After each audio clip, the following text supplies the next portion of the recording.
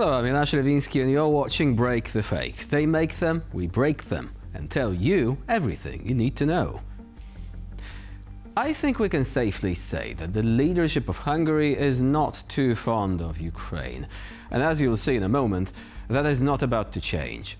After Ukraine banned a few pro-Russian Hungarian sites for spreading Kremlin propaganda, Budapest responded by blocking access to Ukrainian outlets, like the European Pravda and the Ukrainska Pravda. They call it mirroring. We call it fake symmetry. The Hungarian government says Ukraine blocked our media, so we're just doing the same, banning Ukrainian media in Hungary. There is one problem though. Ukraine banned sites such as Origo and Demokrata because they were caught pushing Russian disinformation. That is not censorship, that is defense against information warfare. But what did Hungary ban? Independent Ukrainian journalism, fact-based reporting, and some of the country's most respected outlets. These aren't Kremlin mouthpieces, they are the ones exposing the Kremlin's lies. And let's not forget the timing. Hungary's ruling party, Fidesz, has long been accused of eroding press freedom at home. Blocking foreign fact-based reporting just extends that pattern, cutting Hungarians off from alternative sources, especially on Ukraine and Russia. So, no, Hungary isn't restoring balance. It is punishing truth-telling by equating facts with propaganda. So when Budapest says it is just mirroring Ukraine, that is not a reflection, it is a distortion.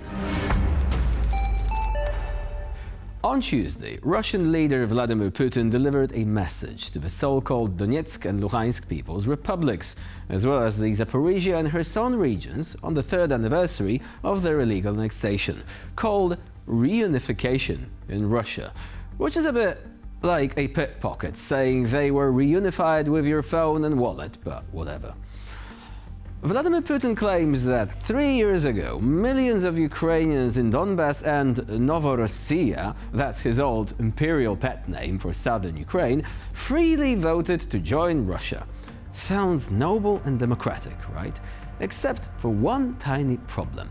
None of it was free, legal, or democratic. 3 года назад на референдумах в Донбассе и Новороссии миллионы наших соотечественников самостоятельно и свободно определили свое будущее. Сделали реальностью мечту, с которой жили долгие годы. Приняли важнейшее, судьбоносное решение – быть со своим Отечеством, с Россией. Вернуться в родную семью, частью которой они являлись всегда.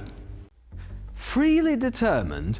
Okay, now let's check back with the facts, shall we?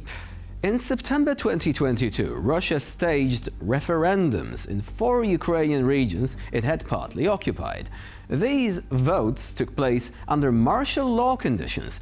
Armed soldiers escorted ballot boxes door to door. People were pressured or intimidated, and international observers were banned. The support figures were absurd, even by Moscow's standards, although a certain Mr. Lukashenko was most likely grinning from ear to ear upon seeing those. And the always been part of Russia part? Another lie. Yes, parts of these regions were once ruled by the Russian Empire or the USSR, but they have been sovereign Ukrainian territory since 1991, recognized by the entire world, you see, including Russia itself when it signed treaties with Kyiv. But that's not the end of Vlad's speech, you see, so let's hear him out. If immunity to cringe can be built up through exposure, you could even say it's good for your health in a weird way. Мы с вами сделали то, что должны были сделать, и гордимся этим. Поддержали своих братьев и сестер в их твердом, ответственном выборе. Сегодня, защищая этот выбор, поднимаются в атаку наши бойцы и командиры. Ведет праведную битву и трудится вся страна, вся Россия. Let's translate that. Invading another country, bombing its cities, deporting children, and erasing its identity is rebranded as defending a choice.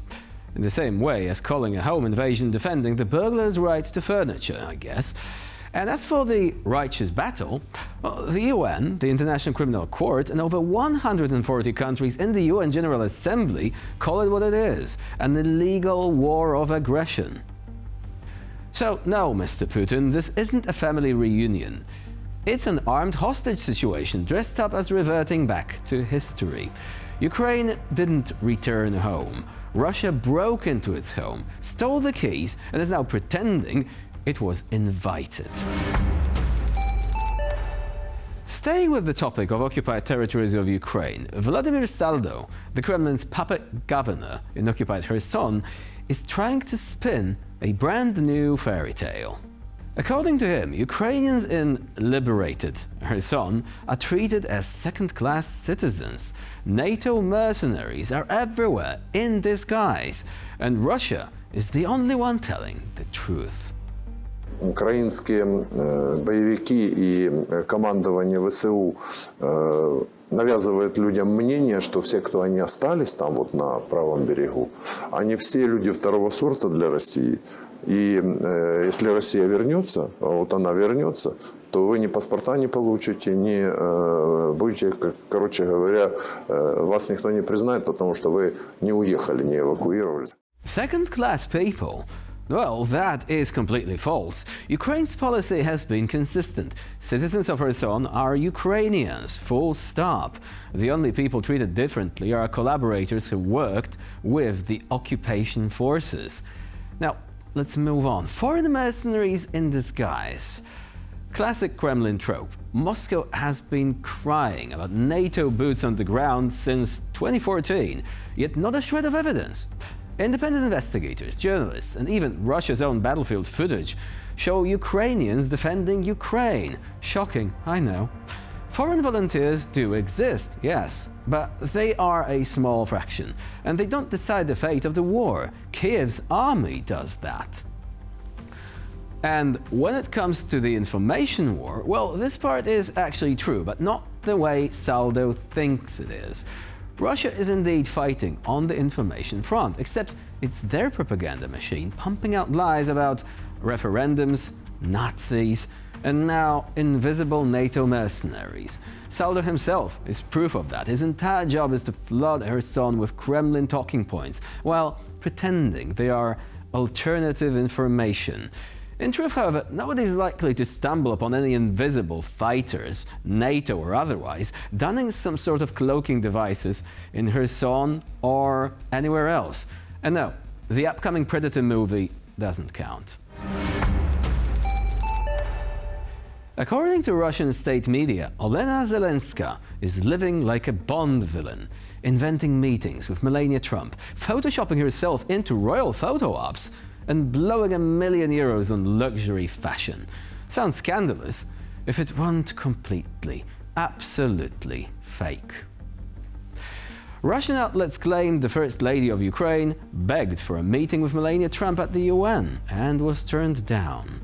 When photos of the meeting surfaced, they doubled down, saying Zelenska was, wait for it, photoshopped into a picture with Queen Rania of Jordan. Now, the New York Post never reported Melania declined. In fact, it reported the opposite. The meeting did happen. The photo? Not Photoshop. Nothing like that. It's simply two different meetings on the same day with two different First Ladies. Melania's expression is even different in each shot because, that's how faces work. Russian Telegram and TikTok accounts pushed a video of a supposed French stylist revealing Zelenska bought $1 million worth of luxury fashion in Paris. Well, spoiler alert, the stylist in question doesn't exist. Investigators found she's an actress whose face was altered with deepfake tech lifted from stock photos. The video came from a tiny YouTube channel with 5 subscribers and no proof beyond screenshots of expensive outfits. Earlier fakes accused Olena Zelenska of buying a Bugatti, $1 million jewelry haul, and even tying her name to the murder of American commentator Charlie Kirk. It is a pattern, you see. Discredit Ukraine's leaders by painting them as corrupt, greedy or delusional, and hope international audiences take the bait. So let's be clear. Olena Zelenska didn't fake her meetings, didn't Photoshop herself into royal selfies, and didn't drop 1 million euros at Dior. The only thing being mass-produced here isn't handbags or diamonds. It's Kremlin lies, stitched together with bad Photoshop and bargain bin deepfakes. And with this, we conclude this episode of Break the Fake. Please stay with us here on TVP World for more latest news and updates.